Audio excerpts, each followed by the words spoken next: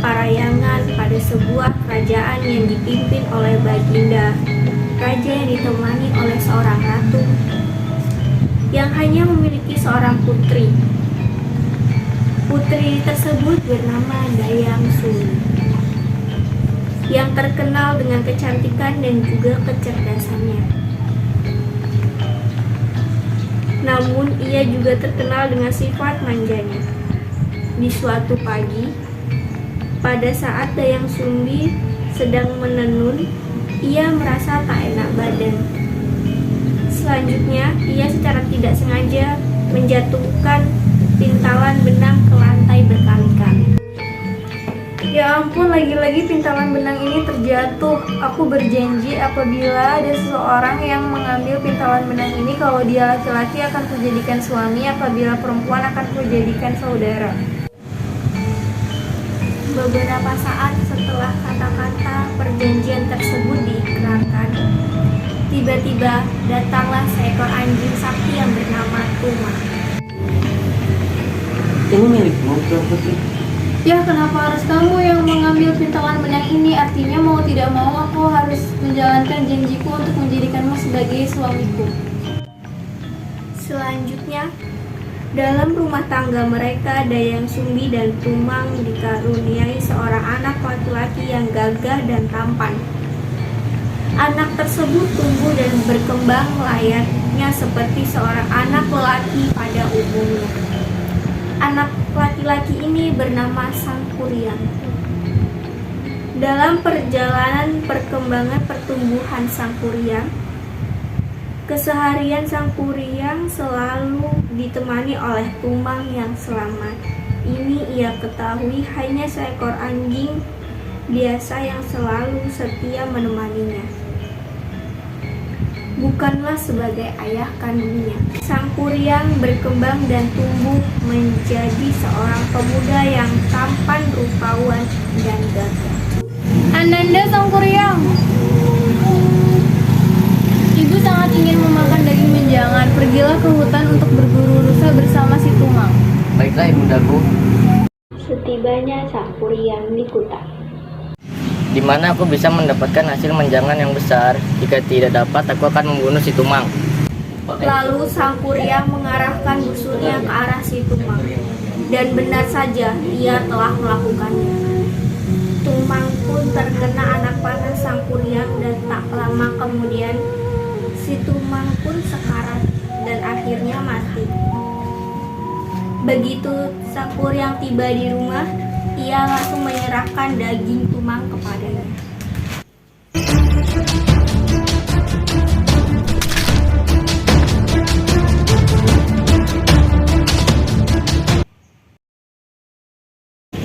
Ibunda, ini adalah daging menjangan yang besar hasil buruanku. Terima kasih anakku, kau sangat piawai dalam berburu.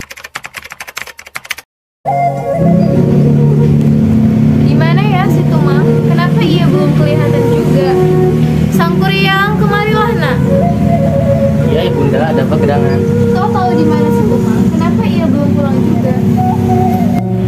Maafkan aku, ibundaku. Tumang telah mati di tanganku. Daging yang ibu makan adalah daging si Tumang.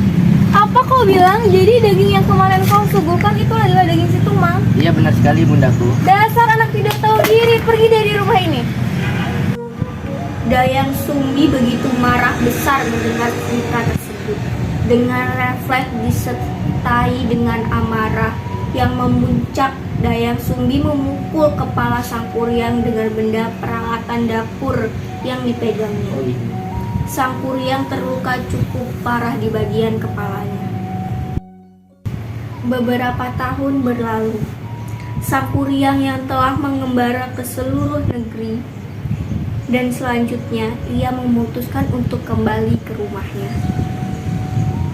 Sesampainya di rumah, Sangkuriang sangat heran melihat banyak perubahan yang terjadi pada kampungnya.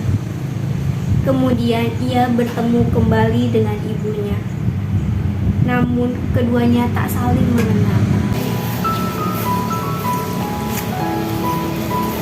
Hai Nona manis, kau sangat cantik. Maukah kau menjadi istriku? Baiklah, aku bersedia menjadi istri. Suatu ketika Sangkuriang meminta tolong untuk merapikan ikat kepalanya. dan Dayang Sumbi pun mengikuti kemauannya. Dayang Sumbi pun kaget melihat kepala Sang Kuryang terdapat luka yang amat jelas di kepalanya. Sang Kuryang, kenapa di kepalamu terdapat bekas luka? Bekas luka apakah itu?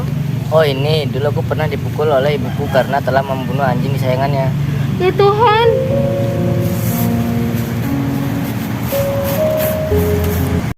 Dayang Sumbi terkejut dan semakin bimbang. Ia lalu berlari pulang ke rumahnya. Sesampainya ia di rumah, ia menangis. Suara tangisannya terdengar oleh ibu dan bibinya. Kenapa kamu bersedih pada Bibi? Siapa tahu Bibi bisa bantu. Hati saya sangat sakit, Bi. Orang yang saya cintai ternyata anak saya sendiri. Kalau ini benar, kau harus memikirkan cara untuk menggagalkan pernikahan ini.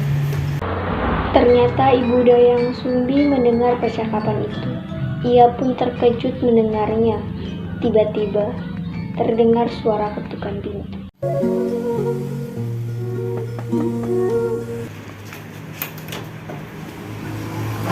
Mencari siapa, Nak?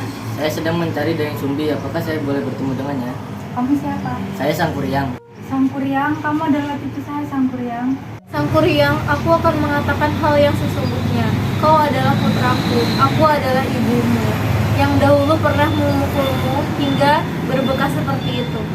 Kau dan nenek itu pasti bohong. Kau hanya tidak menyintaiku. Kau hanya menceritakan cerita yang tidak-tidak agar pernikahan kita gagal. Aku mengatakan hal yang sebenarnya. Kau adalah putraku.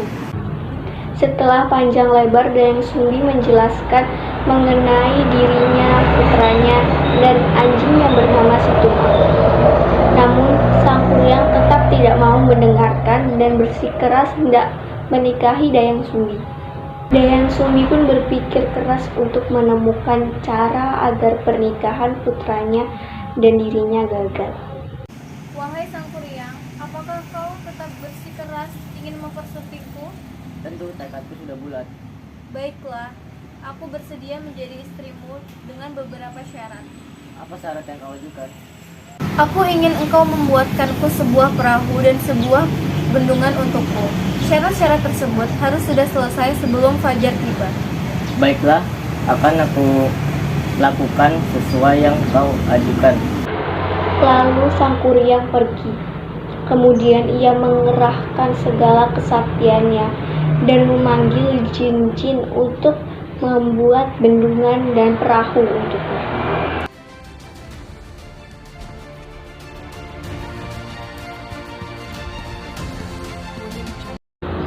Ketika pekerjaan Sang Kuryang tengah berlangsung, Dayang Sumbi menggunakan tipu muslihat, yakni dengan membangunkan ibu-ibu untuk menumbuk padi, pertanda fajar telah tiba.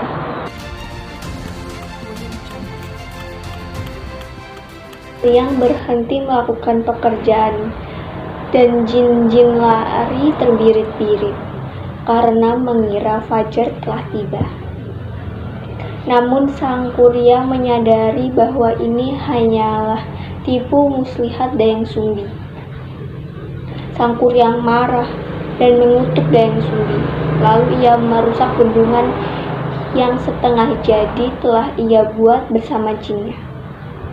Karena amarah yang tak tersalurkan, Sang Kuryang pun menendang perahu tersebut dan jatuh dalam keadaan terbalik. Dan perahu itu membentuk sebuah gunung, Tangkuban Perahu.